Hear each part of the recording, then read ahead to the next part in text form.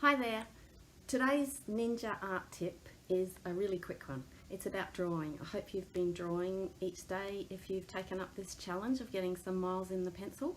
I'll show you my little drawing for today and I'll talk about what the tip is. Have a look at this one. So I've just grabbed any old thing that I can find in the studio, and the closest thing I found that was simple to draw was a tube of paint. So that's my little drawing for today, this tube of paint, or a part of it, because it doesn't all sit in a little circle.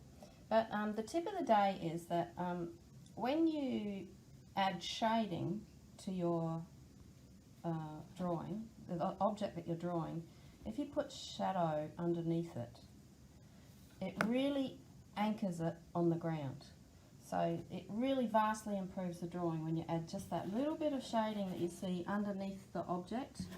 See the shading through there. It doesn't matter how well you do it, just get the rough shape of what that shadow is. It's usually darker underneath and lighter at the edge.